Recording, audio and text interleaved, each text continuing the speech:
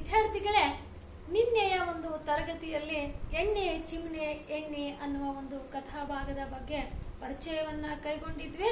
ಜೊತೆಗೆ ಅದರ ಒಂದು ಸವಿಸ್ತಾರವಾಗಿರ್ತಕ್ಕಂಥ ಸಾರಾಂಶವನ್ನು ಕೂಡ ನೋಡಿದ್ವಿ. ಕಥೆಯ ಭಾಗವನ್ನ ಕೊಂಚ ಮಾತ್ರ ಓದ್ತಾ ಅದರ ಒಂದು ವಿಶ್ಲೇಷಣೆಯನ್ನ ಅರಿತುಕೊಂಡು ಹೋಗಿದ್ವಿ.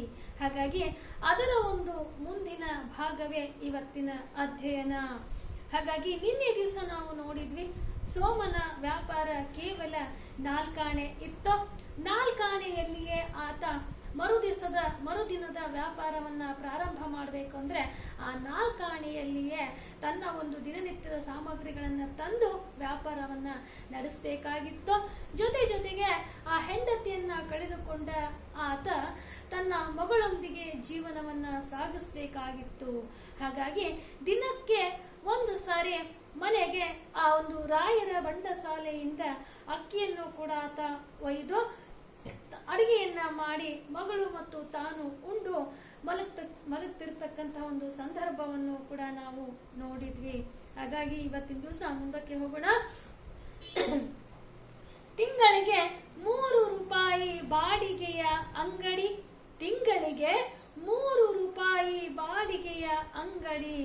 ಮುಂಜಾನೆ ಮಗಳೊಡನೆ ಬರುತ್ತಿದ್ದ ಅವಳಿಗೆ ಆಗಾಗ್ಗೆ 1-2 ನೆಲಗಡಲೆ ಕಾಳುಗಳ ತಿನ್ನಿಸಿ ಅವರಿಬ್ಬರು ಮನೆಗೆ ವಾಪಸ್ಸಾಗುವುದು ಸಂಜೆಗೆ.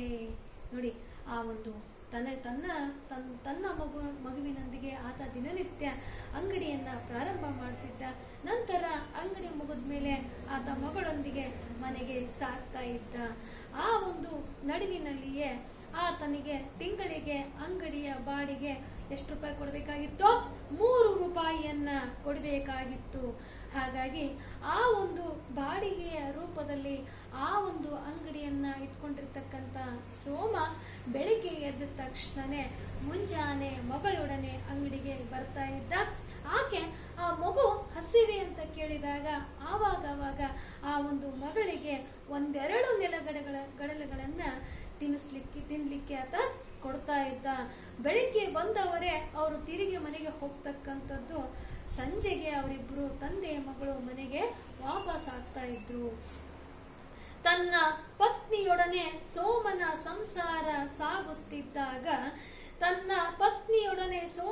ಸಂಸಾರ ಸಾಗುತ್ತಿದ್ದಾಗ ಇಂಜಿನಿಯರರ ಬಂಗಲೆಯಲ್ಲಿ ಕಸಗುಡಿಸುವ ಕೆಲಸವಿತ್ತು. ಯಾವಾಗ ಸೋಮ ತನ್ನ ಹೆಂಡತಿಯೊಂದಿಗೆ ಜೀವನವನ್ನ ಮಾಡ್ತಾ ಇದ್ನೋ ಆಗ ಸೋಮನಿಗೆ ಯಾವುದೇ ಅಂಗಡಿ ಇರಲಿಲ್ಲ. ಆತ ಎಲ್ಲಿ ಉದ್ಯೋಗವನ್ನ ಮಾಡ್ತಾ ಇದ್ದ? ಆ ಒಂದು ಬಂಗಲೆಯಲ್ಲಿರ್ತಕ್ಕಂಥ ಇಂಜಿನಿಯರರ ಮನೆಯ ಬಂಗಲೆಗೆ ಹೋಗಿ ಕಸ ಗುಡಿಸುವ ಕೆಲಸವನ್ನ ಸೋಮ ತನ್ನ ಹೆಂಡತಿಯೊಂದಿಗೆ ಇದ್ದಾಗ ಕಸ ಗುಡಿಸುವ ಕೆಲಸವನ್ನ ಸೋಮ ಮಾಡ್ತಾ ಇದ್ದ. ತಿಂಗಳಿಗೆ 5 ರೂಪಾಯಿ ಸಂಬಳ. ಯುದ್ಧ ಶುರುವಾದ ಮೇಲೆ ಅವನು ಯಾರ ಹಂಗೂ ಇಲ್ಲದ ಸ್ವತಂತ್ರ ಅಂಗಡಿಕಾರನಾದ. ಹಾಗಾಗಿ ಹೆಂಡತಿ ಇರುವವರೆಗೂ ಆತ ಇಂಜಿನಿಯರರ ಬಂಗಲೆಗೆ ಹೋಗಿ ಕಸ ಗುಡಿಸ್ತಕ್ಕಂಥ ಕೆಲಸವನ್ನ ಸೋಮ ಮಾಡ್ತಾ ಇದ್ದ. ಆ ಸೋಮನಿಗೆ ಆ ಕೆಲಸಕ್ಕೆ ಸಿಗ್ತಕ್ಕಂಥದ್ದು ತಿಂಗಳಿಗೆ 5 ರೂಪಾಯಿ ಸಂಬಳ ಸಿಗ್ತಾ ಇತ್ತು. ಯಾವಾಗ ಹೆಂಡತಿ ತೀರಿದ್ಲೋ ಆಗ ಯುದ್ಧ ಪ್ರಾರಂಭವಾಗ್ತದೆ. ಯಾವಾಗ ಯುದ್ಧ ಪ್ರಾರಂಭವಾಯಿತೋ ಆ ಸೋಮ ಆ ಕಸ ಗುಡಿಸುವ ಒಂದು ಉದ್ಯೋಗವನ್ನ ಅಥವಾ ಕೆಲಸವನ್ನ ಬಿಟ್ಟು ಸ್ವತಂತ್ರವಾಗಿ ಅಂಗಡಿಯನ್ನ ಇಟ್ಕೊಂಡು ಜೀವನವನ್ನ ಸಾಗಿಸ್ತಾ ಇದ್ದ. ಆಗ ಹೇಳ್ತಾರೆ, ಯುದ್ಧ ಶುರುವಾದ ಮೇಲೆ ಯಾರ ಹಂಗೂ ಇಲ್ಲದ ಸ್ವತಂತ್ರ ಅಂಗಡಿಕಾರನಾದ. ಹೆಂಡತಿ ಇದ್ದಿದ್ದರೆ ತನ್ನ ಸ್ವ ಉದ್ಯೋಗ ಕಂಡು ಎಷ್ಟು ಸಂತೋಷ ಪಡುತ್ತಿದ್ದಳೋ ಎಂದು ಸೋಮ ಒಮ್ಮೊಮ್ಮೆ ಉದ್ಗಾರವೆತ್ತುತ್ತಿದ್ದ. ಆಗ ಸೋಮ ಅನ್ಕೊಳ್ತಿದ್ದ, ನಾನು ನನ್ನ ಹೆಂಡತಿ ಇರುವವರೆಗೂ ಸ್ವತಂತ್ರವಾಗಿ ಅಂಗಡಿಯನ್ನ ಇಟ್ಕೊಳ್ದೆ ಹೋದೆ. ಹಾಗಾಗಿ ಇವತ್ತಿನ ದಿವಸ ನಾನು ಸ್ವತಂತ್ರವಾಗಿ ಅಂಗಡಿಯನ್ನ ಇಟ್ಕೊಂಡಿದ್ದೇನೆ. ಇನ್ನ ಸ್ವತಂತ್ರವಾಗಿ ಅಂಗಡಿಯನ್ನ ಇಟ್ಕೊಂಡಿರ್ತಕ್ಕಂಥದ್ದು ಏನಾದ್ರೂ ನನ್ನ ಹೆಂಡತಿ ನೋಡಿದ್ರೆ ಎಷ್ಟು ಸಂತೋಷ ಪಡ್ತಾ ಇದ್ಲೋ ಏನೋ ಅಂತಕ್ಕಂಥ ಒಂದು ಚಿಂತನೆಯನ್ನ ಮಾತುಗಳನ್ನ ಆತ ಆಗಾಗ್ಗೆ ಆಡ್ತಾ ಇದ್ದ. ಆಗ ಬೀಡಿ ಸೇದುವ ಕೊಳ್ಳುವವರಿಗಾಗಿ ಚಿಕ್ಕದೊಂದು ಮಿಣಿ ಮಿಣಿ ದೀಪವನ್ನು ಅಂಗಡಿಯಲ್ಲಿ ಹಚ್ಚಿರಬೇಕು. ನೋಡಿ, ಆಗಿನ ಒಂದು ಕಾಲದ ಸಂದರ್ಭ ಹೇಗಿತ್ತು ಅಂತಂದ್ರೆ, ಯಾರು ಅಂಥ ಒಂದು ಅಂಗಡಿಗಳನ್ನ ಇಟ್ಕೊಂಡಿರ್ತಾರೋ, ಆ ಬೀಡಿಯನ್ನು ಮಾರಾಟ ಮಾಡ್ತಕ್ಕಂಥ ಅಂಗಡಿ ಇಟ್ಕೊಂಡಿರ್ತಾರೋ ಅಂಥವರ ಅಂಗಡಿಯಲ್ಲಿ ಒಂದು ದೀಪವನ್ನ ಹಚ್ಚಿರಬೇಕಾಗಿತ್ತು.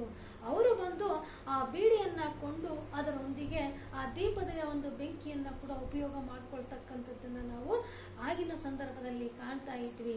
ಹಾಗಾಗಿ ಆತ ಬಂದ ವ್ಯಾಪಾರಸ್ಥರಿಗೆ, ಬೀಡಿಯನ್ನ ಕೊಳ್ಳುವ ವ್ಯಾಪಾರಸ್ಥರಿಗೆ ಇನ್ನ ಬೆಂಕಿ ಬೇಕು ಅಂತ ಹೇಳಿ ಸಣ್ಣದಾಗಿರ್ತಕ್ಕಂಥ ಒಂದು ಚಿಮ್ನಿ ದೀಪವನ್ನ ಆತ ಉರಿಸ್ತಾ ಇದ್ದ.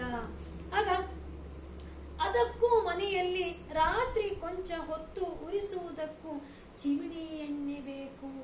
ನೋಡಿ, ಆ ಅಂಗಡಿಯಲ್ಲಿ ಮಾತ್ರ ಅಲ್ಲ, ಅದನ್ನ ಕೊಂಡು ಮನೆಗೆ ಒಯ್ದ ಮೇಲೆ ಆ ಮನೆಯಲ್ಲಿ ಊಟ ಆಗುವವರೆಗೂ ಕೂಡ ಅದನ್ನ ಉರಿಸಲಿಕ್ಕೆ ಚಿಮಿಣಿ ಎಣ್ಣೆ ಕೂಡ ಬೇಕಾಗಿತ್ತು ಅಂತ ಇಲ್ಲಿ ಹೇಳ್ತಾನೆ. ಸೋಮ ವಾರಕ್ಕೊಂದು ಬಾಟಲಿ ಎಣ್ಣೆ ಕೊಳ್ಳುತ್ತಿದ್ದ. ಹಾಗಾಗಿ ಅಂಗಡಿಯಲ್ಲಿನೂ ಹಚ್ಚಬೇಕು, ಇನ್ನ ಉಳಿದದ್ದ ಮನೆಗೆ ಬಂದಾಗ ದೀಪದ ಬೆಳಕು ಮನೆಗೂ ಬೇಕು ಅಂತ ಹೇಳಿ ಆತ ಏನ್ ಮಾಡ್ತಾ ಇದ್ದ, ವಾರಕ್ಕೊಂದು ಸಾರಿ ಒಂದು ಬಾಟಲಿ ಎಣ್ಣೆಯನ್ನ ಆತ ಕೊಳ್ಳುತ್ತಾ ಇದ್ದ. ಆಗ ಸೋಮ ಅಂಗಡಿಕಾರನಾದಾಗಿನಿಂದಲೂ ರಾಯರ ಭಂಡಸಾಲೆಯ ಖಾಯಂ ಗಿರಾಕಿ. ಯಾವಾಗ ಸೋಮ ತನ್ನ ಅಂಗಡಿಯನ್ನ ಪ್ರಾರಂಭ ಮಾಡಿದ್ನೋ, ಪ್ರಾರಂಭ ಮಾಡಿದಾಗಿಂದಲೂ ಕೂಡ ಆ ಊರಿನಲ್ಲಿರ್ತಕ್ಕಂಥ ರಾಯರ ಭಂಡಸಾಲೆಗೆ ಹೋಗಿ ಮಾತ್ರ ಆತ ಸಾಮಾನುಗಳನ್ನ ತೆಗೆದುಕೊಳ್ತಿದ್ನೆ ಹೊರತು ಮತ್ಯಾರ ಅಂಗಡಿಗಳಿಗೂ ಕೂಡ ಆತ ಹೋಗ್ತಾನೆ ಇರಲಿಲ್ಲ.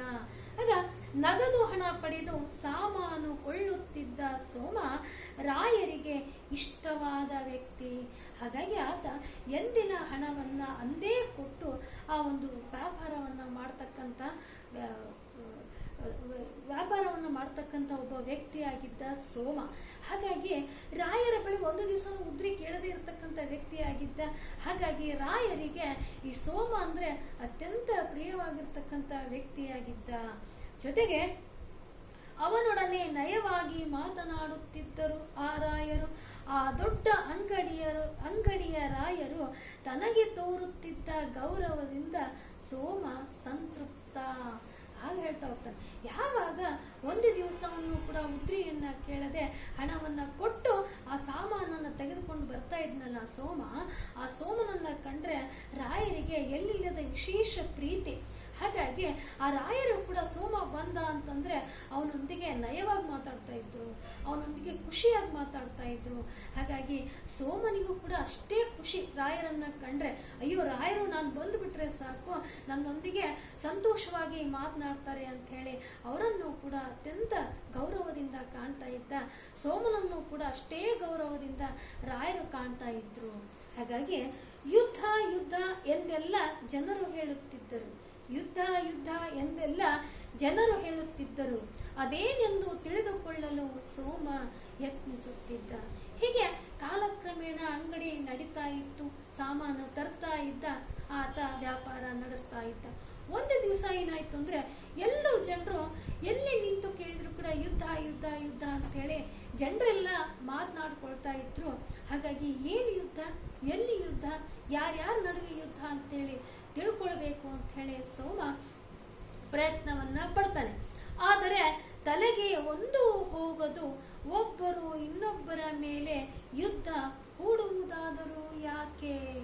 ಆಗ ಯಾವ ಯುದ್ಧ, ಏನು ಯುದ್ಧ, ಜನರೆಲ್ಲ ಯಾಕೆ ಮಾತಾಡ್ಕೊಳ್ತಾ ಇದ್ದಾರೆ ಅಂತ ಹೇಳಿ, ಅದೇನು ಅಂತ ಹೇಳಿ ತಿಳ್ಕೊಳ್ಬೇಕು ಅಂತ ಹೇಳಿ ಪ್ರಯತ್ನ ಪಡ್ತಕ್ಕಂಥ ಆ ಸೋಮ ಕೇಳಲಿಕ್ಕೆ ಹೋದಾಗ ಅವ್ರ ಯುದ್ಧದ ಬಗ್ಗೆ ಅರಿವೇ ಇಲ್ಲ, ಜ್ಞಾನನೇ ಇಲ್ಲ. ಕರೆಕ್ಟು, ಯುದ್ಧ ಯಾರ್ಯಾರ ನಡುವೆ ಮಾಡ್ತಾರೆ, ಯುದ್ಧ ಯಾಕೆ ಮಾಡ್ತಾರೆ, ಯುದ್ಧ ಮಾಡಲೇಬೇಕಾ ಏನು ಅಂತಕ್ಕಂಥ ವಿಚಾರಗಳು ಅವನ ತಲೆಯಲ್ಲಿ ಬರ್ತಾ ಇತ್ತು. ಯುದ್ಧದ ಬಗ್ಗೆ ಕೊಂಚವೂ ಅರಿವು ಇಲ್ಲದೆ ಇರ್ತಕ್ಕಂಥ ಒಬ್ಬ ಮುಗ್ಧ ವ್ಯಾಪಾರಿಯಾಗಿದ್ದ ನಮ್ಮ ಸೋಮ. ಹಾಗಾಗಿ ಅದು ಅವನಿಗೆ ಬಗೆಹರಿಯದ ಪ್ರಶ್ನೆ. ಆದರೂ ದಿನಾಲು ತನ್ನ ಅಂಗಡಿಯನ್ನ ಹಾದು ಹೋಗುತ್ತಾ 2 ಪೈಗಳ ಬೀಡಿ ಕೊಳ್ಳುತ್ತಿದ್ದ ಅಕ್ಕ ಸಾಲಿಗರ ಜೌವನಿಗೆ ರಾಮಪ್ಪನೊಡನೆ. ಹಾಗಾಗಿ ಒಂದು ದಿವಸ ಏನು ಮಾಡ್ತಾ ಹೋಗ್ತಾನೆ, ಸದಾ ಅವನ ಅಂಗಡಿಗೆ ಬೀಡಿಯನ್ನ ಕೊಳ್ಳಲಿಕ್ಕೆ ಅಕ್ಕ ಸಾಲಿಗರ ರಾಮಪ್ಪ ಅವನ ಅಂಗಡಿಗೆ ಬಂದು ಹೋಗ್ತಾ ಇದ್ದ. ಹಾಗಾಗಿ ಈ ಒಂದು ಅತ್ಯಂತ ಅವರಿಬ್ಬರ ನಡುವೆ ಸ್ನೇಹ ಸಂಬಂಧ ಇತ್ತು. ಹಾಗಾಗಿ ರಾಮಪ್ಪನನ್ನ ಯುದ್ಧದ ಬಗ್ಗೆ ಕೇಳೇ ಬಿಡಬೇಕು ಅಂತ ಹೇಳಿ ಸೋಮ ಪ್ರಯತ್ನವನ್ನ ಪಡ್ತಾನೆ. ಆಗ ಹೇಳ್ತಾನೆ, ಯುದ್ಧದ ಬಗೆಗೆ ಸೋಮ ಕೇಳಿದ ಪ್ರಶ್ನೆ ಕೇಳಿದ ದಿನವಿಲ್ಲ, ಅನುದಿನ ವೃತ್ತಾಂತವೇನು ಅವನಿಗೆ ಬೇಕಾಗಿರಲಿಲ್ಲ. ಯುದ್ಧದ ಅಂತ್ಯ ಏನಾಗುವುದು, ಮಂಗಳೂರಿಗೆ ವೈರಿಗಳು ಬರುವರು, ದವಸ ಧಾನ್ಯಗಳ ಮೇಲೆ ಏರಿದ ಬೆಲೆ ತಗ್ಗುವುದು. ಆಗ ಹೇಳ್ತಾ ಹೋಗ್ತಾನೆ, ಆ ಯುದ್ಧದ ಭೀಕರ ಪರಿಣಾಮ ನಮ್ಮ ಸೋಮನಿಗೆ ಗೊತ್ತೇ ಇದ್ದಿದ್ದಿಲ್ಲ. ಹಾಗಾಗಿ ಸೋಮ ಆ ರಾಮಪ್ಪ ಬಂದಾಗಲೆಲ್ಲ ಯಾಕೆ ಯುದ್ಧ ಆಗ್ತದೆ, ಯಾಕೆ ಯುದ್ಧ ಮಾಡ್ತಾ ಇದ್ದಾರೆ, ಯಾರಿಗಾಗಿ ಯುದ್ಧ ಮಾಡ್ತಾ ಇದ್ದಾರೆ ಅಂತೇಳಿ ಪ್ರಶ್ನೆಗಳನ್ನು ಕೇಳ್ತಾ ಇದ್ದ. ಹಾಗಾಗಿ ಯುದ್ಧದ ಪರಿಣಾಮವನ್ನು ಕೂಡ ಆ ಒಂದು ರಾಮಪ್ಪ ಸೋಮನಿಗೆ ವಿವರಿಸ್ತಾ ಇದ್ದ. ಸೋಮನಿಗೆ ಆ ರಾಮಪ್ಪ ಹೇಳ್ತಕ್ಕಂಥ ವಿಚಾರ ಒಂದೂ ಅರ್ಥ ಆಗ್ತಾ ಇರಲಿಲ್ಲ. ಯಾವಾಗ ಮಂಗಳೂರಿನ ಬಳಿಯಲ್ಲಿ ವಾಸ ಮಾಡ್ತಕ್ಕಂಥ ಸೋಮನಿಗೆ ಒಂದು ವಿಚಾರ ಉಳಿತದೆ. ಹಾಗಾಗಿ ರಾಮಪ್ಪನಿಗೆ ಸೋಮ ಕೇಳ್ತಾನೆ, ಅರೆ ರಾಮಪ್ಪ, ಏನಾದ್ರೂ ಯುದ್ಧ ಯುದ್ಧ ಅಂತಿದ್ರಲ್ಲ, ಆ ಯುದ್ಧ ಏನಾದ್ರೂ ನಮ್ಮ ಪಕ್ಕದ ಮಂಗಳೂರಿಗೆ ಬಂದೇ ಬಿಡ್ತದ? ಒಂದ್ ವೇಳೆ ಬಂದ್ರು ಆ ಸಾಮಗ್ರಿಗಳ ಮೇಲೆ ಸಾಕಷ್ಟು ಬೆಲೆ ಏನಾದ್ರೂ ಏರಿಕೆ ಆಗ್ತದ ಅಂತಕ್ಕಂಥ ಪ್ರಶ್ನೆಯನ್ನ ಆ ರಾಮಪ್ಪನಿಗೆ ಸೋಮ ಕೇಳ್ತಾ ಹೋಗ್ತಾನೆ. ಆಗ ಊರಿನಲ್ಲಿ ದಿನಸಿನ ಅಂಗಡಿಗಳ ಲೂಟಿ ನಡೆದು ಅಕ್ಕಿ ಮುಡಿಗಳು ಸೂರೆಯಾದಾಗ ರಾಯರು ಹೆದರಿದರು, ಅವರು ಬಾಗಲು ಮುಚ್ಚಿದರು. ನೋಡಿ, ಎಲ್ಲೋ ಗಡಿಯಲ್ಲಿ ಯುದ್ಧ ನಡೀತಿದ್ರೆ ಎಲ್ಲೋ ಇರ್ತಕ್ಕಂಥ ಮಂಗಳೂರಿಗೆ ಅದರ ಪರಿಣಾಮ ಉಂಟಾಗ್ತದೆ. ಯಾವಾಗ ಮಂಗಳೂರಿಗೆ ಪರಿಣಾಮ ಉಂಟಾಯ್ತೋ ನಮ್ಮ ಸೋಮನ ಒಂದು ಊರಿಗೂ ಕೂಡ ಅದರ ಭೀಕರ ಆರ್ಥಿಕ ಪರಿಣಾಮವನ್ನು ಉಂಟು ಮಾಡ್ತದೆ. ಹೇಗೆ ಅಂತಂದಾಗ ಬೆಲೆಗಳು, ಒಂದು ವಸ್ತುವಿನ ಬೆಲೆ ದುಪ್ಪಟ್ಟು ಆಗ್ತಕ್ಕಂಥದ್ದು. ಇನ್ನು ಅಲ್ಲಿಯ ಜನರಿಗೆ ಈ ಬೆಲೆ ಯಾವಾಗ ಕಡಿಮೆ ಆಗ್ತದೋ, ತಗ್ಗುತ್ತದೋ ಅಥವಾ ಇನ್ನೂ ಏರಿಕೆ ಆಗ್ತದೋ ಅಂತಕ್ಕಂಥ ಒಂದು ಗಾಬರಿ. ಹಾಗಾಗಿ ಅಂಥ ಒಂದು ಸಮಯದಲ್ಲಿ ಆ ಊರಿನ ರಾಯರ ಒಂದು ಬಂಡಸಾಲೆಗೆ ಇನ್ನು ಕಳ್ಳತನ ಮಾಡಲಿಕ್ಕೆ ಅಂತ ಹೇಳಿ ಕಳ್ಳರು ಅಥವಾ ಅಲ್ಲಿರ್ತಕ್ಕಂಥ ವ್ಯಕ್ತಿಗಳು ಬರುವಂಥದ್ದನ್ನು ನಾವು ನೋಡ್ತಾ ಹೋಗ್ತೀವಿ. ಹಾಗಾಗಿ ದಿನಸಿ ಅಂಗಡಿಗಳ ಮೇಲೆ ಯಾವಾಗ ಕಳ್ಳತನ ಪ್ರಾರಂಭವಾಯಿತು ಅದನ್ನು ನೋಡಿರ್ತಕ್ಕಂಥ ಆ ರಾಯರು, ಆ ಊರಿನ ಬಂಡಸಾಲೆಯ ರಾಯರು ತಮ್ಮ ಅಂಗಡಿಗೆ ಬೀಗ ಜಡಿತಕ್ಕಂಥದ್ದನ್ನು ವಿದ್ಯಾರ್ಥಿಗಳೇ ನಾವು ನೋಡ್ತೀವಿ. ಆಗ ಸೋಮ ಹೇಳಿದ, ಬರಲಿ ನೋಡುವೆ, ನಾನಿದ್ದೇನೆ, ನಿಮ್ಮ ಬಂಡಸಾಲೆಯಿಂದ ಒಂದು ಕಾಳು ಕೂಡ ಮಿಸುಕದ ಹಾಗೆ ನೋಡಿಕೊಳ್ಳುತ್ತೇನೆ. ಆಗ ಆ ರಾಯರು ಯಾವಾಗ ಬಾಗಿಲು ಹಾಕ್ಲಿಕ್ಕೆ ಮುಂದಾಗ್ತಾರೋ ಆ ರಾಯರಿಗೆ ಭರವಸೆಯನ್ನ ಕೊಡ್ತಾನೆ ನಮ್ಮ ಸೋಮ. ಹಾಗಾಗಿ ಎಲ್ಲೋ ಮಂಗಳೂರಿನಲ್ಲಿ ಸಾಮಾನುಗಳು ಲೂಟಿಯಾಗಿದೆ, ಕಳ್ಳತನ ಆಗ್ತಾ ಇದೆ, ಇನ್ನು ನಮ್ಮ ಅಂಗಡಿಯನ್ನು ಕೂಡ ಲೂಟಿ ಮಾಡ್ತಾರೆ ಅಂತ ಹೇಳಿ ಭಯದಲ್ಲಿರ್ತಕ್ಕಂಥ ರಾಯರು ಅಂಗಡಿಯನ್ನು ಮುಚ್ಚಿದಾಗ ಆ ರಾಯರಿಗೆ ಬಂದು ತನ್ನ ಒಂದು ಜವಾಬ್ದಾರಿಯನ್ನ ಹೇಳ್ತಾನೆ. ರಾಯರೇ, ಅವರೇನಾದರೂ ಒಂದು ವೇಳೆ ನಿಮ್ಮ ಅಂಗಡಿಗೆ ಏನಾದರೂ ಕನ್ನ ಹಾಕಿದ್ದೆ ಆದರೆ ಅವರನ್ನ ಇಲ್ಲಿಂದ ನಾನು ಓಡಿಸ್ತೇನೆ ಅಂತಕ್ಕಂಥ ಒಂದು ಭರವಸೆಯನ್ನ ರಾಯರಿಗೆ ಸೋಮ ಕೊಡ್ತಾನೆ. ಆಗ ಹೇಳ್ತಾ ಹೋಗ್ತಾನೆ, ಇವರಿಗೆ ಮೈ ಮುರಿದು ದುಡಿಲಿಕ್ಕೆ ಏನ್ ರೋಗ, ಯಾಕೆ ಕಳ್ಳತನ ಮಾಡಬೇಕು ಅಂತ ಹೇಳಿ ಅಂತವರ ಮೇಲೆ ಇಡೀ ಶಾಪವನ್ನು ಆಗ್ತಕ್ಕಂಥದ್ದನ್ನು ನಾವು ನೋಡ್ತೇವೆ. ಆಗ ರಾಯರ ಬಂಡಸಾಲೆ ಲೂಟಿ ಆಗಲಿಲ್ಲ. ಸೋಮನಂತಹ ಧೈರ್ಯವಂತ ಹತ್ತಿರ ಇರುವನೆಂದು ಅವರು ಸಮಾಧಾನ ತಳೆದರು. ಹಾಗಾಗಿ ಎಲ್ಲ ಅಂಗಡಿಗಳಲ್ಲೂ ಕೂಡ ಲೂಟಿ ಆದರೆ ರಾಯರ ಒಂದು ಅಂಗಡಿ ಮಾತ್ರ ಲೂಟಿ ಆಗೋದೇ ಇಲ್ಲ, ಕಳ್ಳತನ ಆಗೋದೇ ಇಲ್ಲ. ಆಗ ರಾಯರಿಗೆ ಒಂದು ಭರವಸೆ ಬಂತು, ನನ್ನ ಅಂಗಡಿ ಯಾಕೆ ಲೂಟಿ ಆಗಲಿಲ್ಲ ಅಂತಂದರೆ ಸೋಮನಂತ ಧೈರ್ಯವಂತ ವ್ಯಕ್ತಿ ನನ್ನ ಜೊತೆಯಲ್ಲಿದ್ದಾನೆ, ಹಾಗಾಗಿ ನನ್ನ ಅಂಗಡಿ ಲೂಟಿ ಆಗಲಿಲ್ಲ ಅಥವಾ ಕಳ್ಳತನ ಆಗಲಿಲ್ಲ ಅಂಥೇಳಿ ಅವರು ಹೇಳ್ತಾರೆ. ಆಗ ದವಸ ಧಾನ್ಯಗಳ ಎಣ್ಣೆ ದಿನಸುಗಳ ಬೆಲೆ ಏರುತ್ತಾ ಸಾಗಿತ್ತು. ವ್ಯಾಪಾರಿಗಳೆಲ್ಲ ಬಡವರನ್ನು ಸುಲಿಯುತ್ತಿದ್ದಾರೆ ಎಂದು ಅಕ್ಕಸಾಲಿಗ ಹೇಳುತ್ತಿದ್ದ. ಈ ಅಕ್ಕಸಾಲಿಗೆ ಬೇರೆ ಯಾರೂ ಅಲ್ಲ, ರಾಮಪ್ಪ.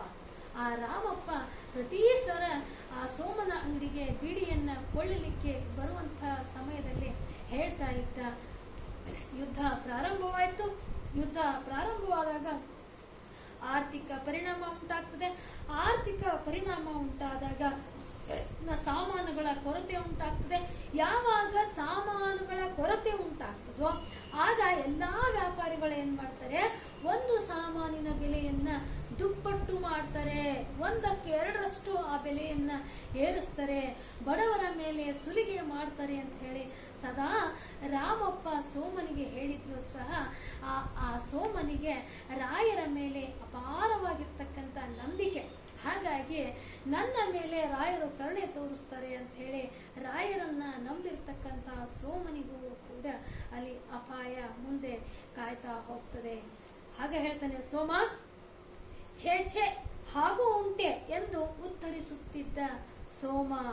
ರಾಯರಂತಹ ವ್ಯಾಪಾರಿಗಳ ಮೇಲೂ ಆರೋಪವೇ, ಅವರೆಷ್ಟು ಸತ್ಯಸಂಧರು ಎಂದುಕೊಳ್ಳುತ್ತಿದ್ದ ಮನಸ್ಸಿನಲ್ಲೇ ಸೋಮ. ಯಾವಾಗ ರಾಮಪ್ಪ ವ್ಯಾಪಾರಸ್ಥರು ಬಡವರನ್ನ ಸುಲಿಗೆ ಮಾಡ್ತಾರೆ ಸೋಮ ಅಂತ ಹೇಳಿದಾಗ ಸೋಮ ಅದನ್ನ ಕಿವಿ ಮೇಲೆ ಹಾಕೊಳ್ಳೋದೇ ಇಲ್ಲ. ಛೇಚೆ, ರಾಯರು ನನಗೆ ಏನು ಅಂತ ಹೇಳಿ ನನಗೆ ಗೊತ್ತು, ಅತ್ಯಂತ ಒಳ್ಳೆಯ ವ್ಯಕ್ತಿ, ಅವ್ರ ಮೇಲೆ ಆರೋಪ ಸಲ್ಲದು ಅಂತ ಹೇಳಿ ರಾಮಪ್ಪನ ಮೇಲೆ ಬೈಗಳನ್ನ ಹಾಕ್ತಾ ಇದ್ದ ನಮ್ಮ ಸೋಮ.